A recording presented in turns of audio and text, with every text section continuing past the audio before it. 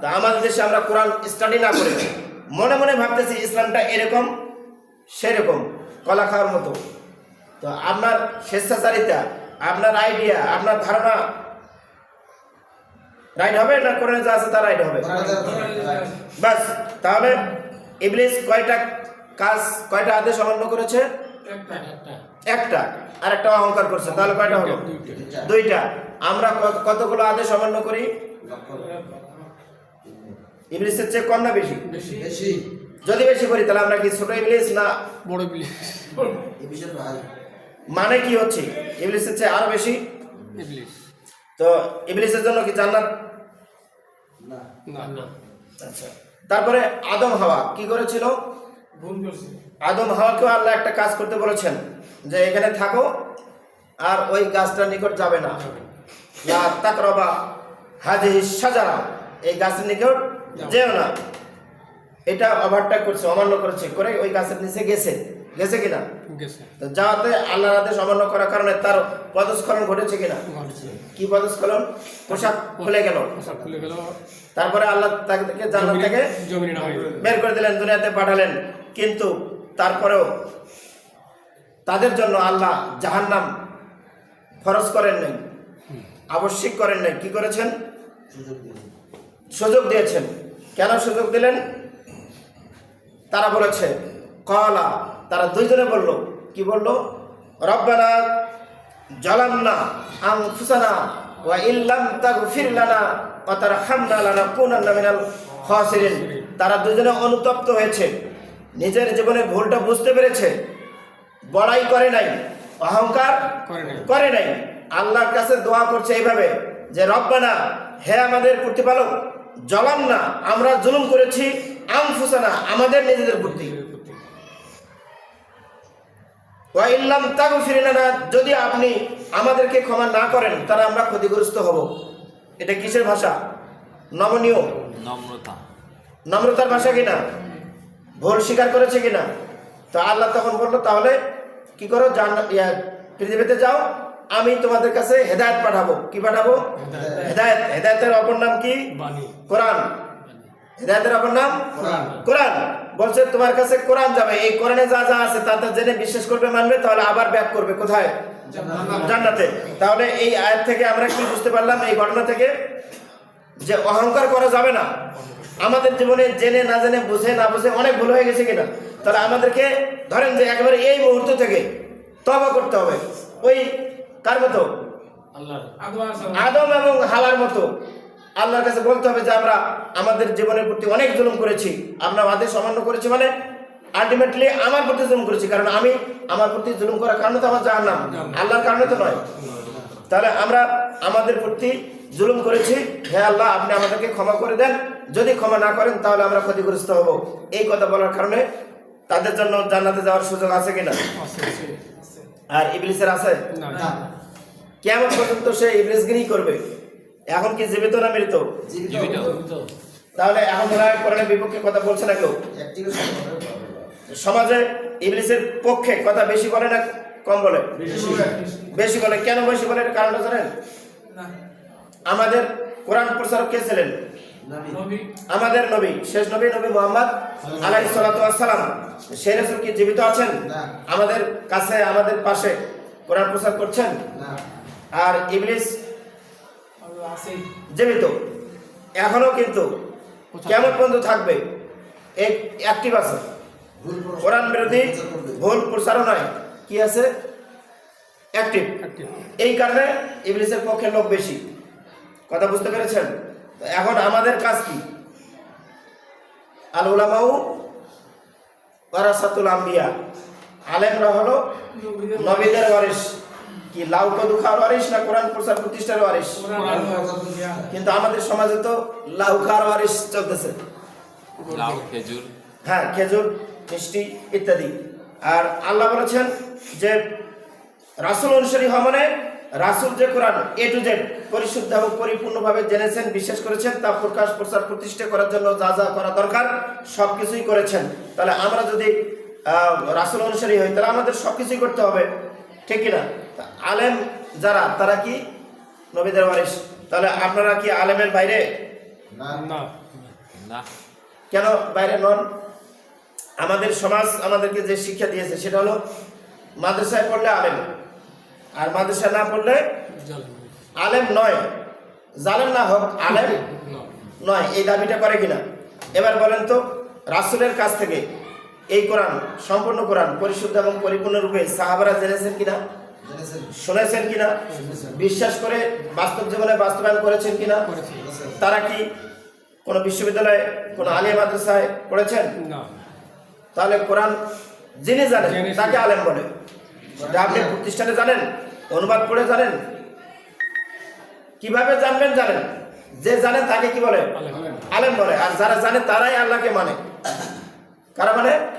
এই যে আপনারা কোরআন শুনতেছেন, জানতেছেন, আজকে অনেক কিছু শুনলেন, ইতিপূর্বে অনেক বই পড়েছেন, অনেক কোরআন পড়েছেন, কোরআনের অর্থ পড়েছেন, শোনেন নাই, জানেন নাই, যিনি জানেন তাকে কি বলে? আলেম বলে। সূরা ফাতিরের 35 নম্বর আয়াতের শেষ অংশে বলা আছে, আল্লাহ বলেছেন, ইন্নামা ইয়াখশাল্লাহা মিন ইবাদিহিল উলামা, আমার বান্দাদের মধ্য থেকে যারা কোরআন জানে তারাই আলেম, ওরাই মানে। বলেন তো, মাদ্রাসায় পড়লে কি কোরআন জানা যায়? কেন জানা যায় না? উর্দু, ফার্সি আর আরবি পড়তে জীবন শেষ, বাংলা জানার কোনো ঝামেলা নাই। কয়টা ঝামেলা! আপনি আরবি শিখছেন, এখন উর্দু পড়েন ব্যাখ্যা, আর অনুবাদ করবেন কি বলে ফার্সিতে। তা আমাদের দেশের শিক্ষা ব্যবস্থা আরবি, উর্দু, ফার্সি এগুলো দিয়ে ভর্তি। আপনার 3 ভাষার আক্ষরিক জ্ঞান অর্জন করতে, উচ্চারণ, রিডিং পড়া শিখতে জীবন শেষ। মাতৃভাষা বুঝি না, বুঝাইতে পারি না। আর কোরআনে আল্লাহ বলেছেন মাতৃভাষা কোরআন জানতে, বুঝতে এবং প্রকাশ প্রচার করতে। কোন ভাষায়? মাতৃভাষা। এই তাহলে আপনারা মাতৃভাষায় কোরআন পড়বেন, অর্থ সহ কোরআন কিনবেন, অথবা যাদের বড় মোবাইল আছে মোবাইলে কোরআন ইনস্টল করবেন। মোবাইলে কোরআন আছে অনেক, তো কোরআন মোবাইল থেকে বের করে আপনি অর্থ সহ কোরআন পড়লেন, জানতে পারলেন না, তাহলে যিনি জানলেন তাকে কি বলে? আলেম। আর যারা জানে, আল্লাহ বলেছে তারাই আল্লাহকে মানে। যারা জানে না তারা মানে? আপনি প্লেন চালাইতে পারেন না, আপনি চালান প্লেন? তা আমাদের দেশে একটা ইবলিসের প্রবাদ আছে, জানার নাম কামিয়াবি নয়। তো আপনি তো প্লেন চালাইতে পারেন না, আপনি কামিয়াব? আপনি পাইলট? কথা বুঝতে পেরেছেন? অনেকগুলো ভুল তথ্য, কোরআন বিরোধী তথ্য আমাদের সমাজে চলমান। তাহলে আল্লাহ এখানে বলেছেন সূরা সফের 4 নম্বর আয়াতে যে আল্লাহ তাদেরকে ভালোবাসেন যারা কোরআনে বর্ণিত যত আদেশ নিষেধ, আজকের মূল কথা যেটা সেটা মনে রাখবেন, পরিশুদ্ধ এবং পরিপূর্ণ। আমরা কোরআনের সাবজেক্টগুলো যদি সব না জানি আর সব না মানি, তাহলে আপনি 15টা সাবজেক্টে পাশ করলেও পাশ করবেন না। ইসলামের সাবজেক্ট কয়টা? 16টা। 16 আনায় 1 টাকা, 1 টাকা 16 আনায় পরিপূর্ণ হয়। তাহলে এরপরে বলেছেন আল্লাহ ভালোবাসেন তাদেরকে যারা সংগ্রাম করে, আন্দোলন করে আল্লাহর পথে, তার মানে কোরআনের পথে, কোরআন প্রচার প্রতিষ্ঠার পথে। কিভাবে? আল্লাহ বলেছেন সফাং, মানে সারিবদ্ধ হয়ে, ঐক্যবদ্ধ হয়ে, একতাবদ্ধ হয়ে, এককভাবে না। কোরআন প্রচার প্রতিষ্ঠার কাজ কখনো এককভাবে করা যায় না। তাই আল্লাহ বলেছেন যে তোমরা আন্দোলন করো সারিবদ্ধভাবে, সফাং, লাইন হয়ে, একতাবদ্ধ হয়ে, কান্নাহুম বুনিয়ানুম মারসুস, সারিবদ্ধ হবেন, লাইন হবেন, একতাবদ্ধ হয়ে আপনি কোরআন প্রচার প্রতিষ্ঠা কাজ করবেন। এটা আল্লাহ উদাহরণ দিয়েছেন কার সাথে? বর্তমানে সারা পৃথিবীতে সবচেয়ে শক্তিশালী যে পদার্থ সেটা হলো সীসা। আল্লাহ উদাহরণ দিয়েছেন সীসা দিয়ে, বলছে কান্নাহুম বুনিয়ানুম মারসুস, সীসা নির্মিত প্রাচীরের ন্যায় শক্তিশালী হয়ে। কার মতো? তার মানে দমকা হাওয়ায় যেন আপনাকে উড়িয়ে নিয়ে যেতে না পারে। তার মানে আপনি কোরআন প্রচার করবেন, সারপোকা উইপোকা কি করবে? কামড় দেবে, আপনাকে ফু দিয়ে এই কোরআন প্রচার প্রতিষ্ঠার কার্যক্রম বন্ধ করার চেষ্টা করবে। এটা যেন করতে না পারে, এজন্য তোমরা সারিবদ্ধভাবে, দলবদ্ধভাবে হবে ওই রকম শক্তিশালী। কিরকম? সীসা নির্মিত প্রাচীর। এই যে ইট নির্মিত প্রাচীর আর সীসা নির্মিত প্রাচীর, দুটার শক্তি একই না। তাহলে সীসা নির্মিত প্রাচীর দিয়ে আল্লাহ কেন বললেন যে এমন ভাবে তোমাদের এই দলটা হতে হবে, গ্রুপটা হতে হবে, আন্দোলনকারীরা হতে হবে যে কাফের মুশরিক মুনাফিকরা যদি শোনে যে এইখানে প্রত্যেক সপ্তাহে কোরআন প্রচার হচ্ছে, হয় তাদের গাত্র দাহ হয়, তাদের গা জ্বলে, ওরা নিজেরা কোরআন শুনবে না, অন্যদেরকে আসতে দেবে না, শুনতে দিবে না, শুনতে পেলে নিষেধ করবে। নিষেধ করার সত্ত্বেও যারা আসতেছে, আসবে কারা? প্রকৃত ইমানদার। এই প্রকৃত ইমানদার লোকেরা যখন আসতেছে তখন তারা আরেকটা নতুন ফোন দিক, সেটা হলো তাহলে ওইখানে গিয়ে একটা গন্ডগোল সৃষ্টি করো, একটা ইস্যু ক্রিয়েট করো। এখানে তো কোরআন প্রচার হচ্ছে, এটা বন্ধ করার কোনো কারণ নাই। কি হচ্ছে? কোরআনের তালিম, কোরআনের আলোচনা। তো কোরআনের আলোচনা হচ্ছে, এটা বন্ধ করার কোনো কি কারণ আছে এখানে? তাহলে কাফেরদের যারা মোড়ল, ওই যে তগুত, কাফেরদের যারা দলনেতা, এরা কি বুদ্ধি করলো? অন্যদেরকে বুদ্ধি শেখাই দিল যে তোমরা সেখানে গিয়ে একটা ইস্যু ক্রিয়েট করো, একটা কারণ তৈরি করো, তাহলে প্রচার বন্ধ হয়ে যাবে। আর প্রচার বন্ধ হয়ে গেলে আমাদের কাফেরদের বিজয় হবে আর মুমিনদের পরাজয় হবে। আপনারা কি পরাজয় মেনে নিতে চান?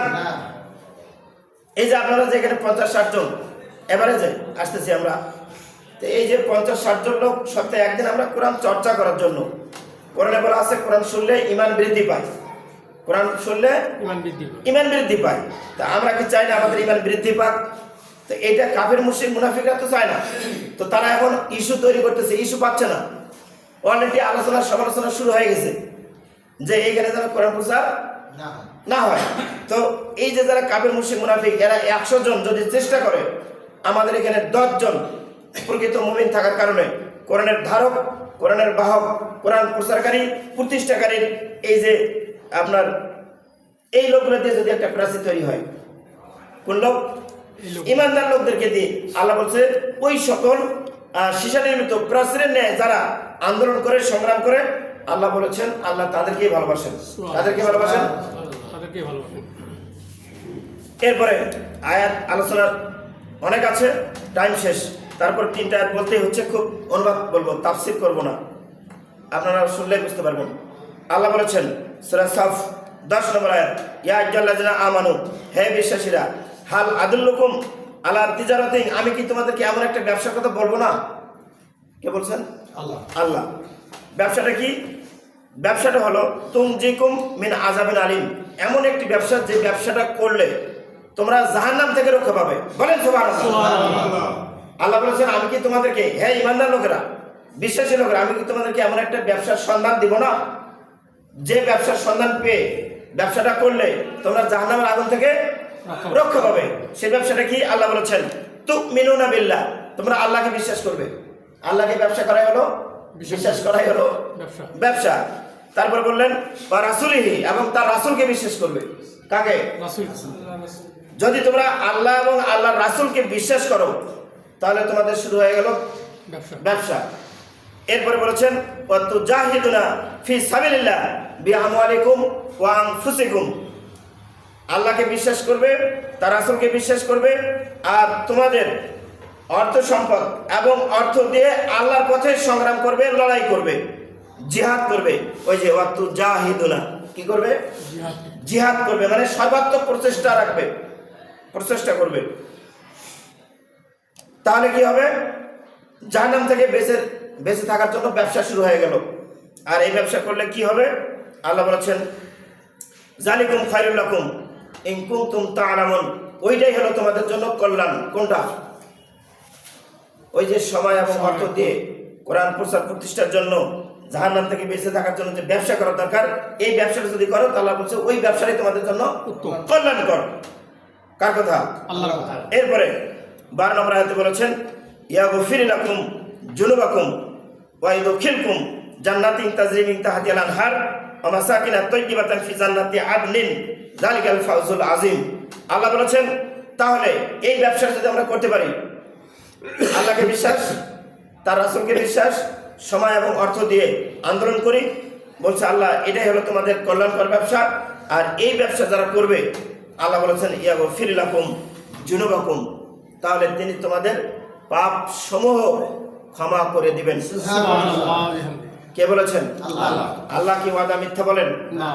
ওয়াদা রক্ষা করবেন না? আল্লাহ স্বয়ং ডাইরেক্ট, নো ইনডাইরেক্ট, ডাইরেক্ট বলেছেন যে তিনি তোমাদের পাপগুলো কি করবেন?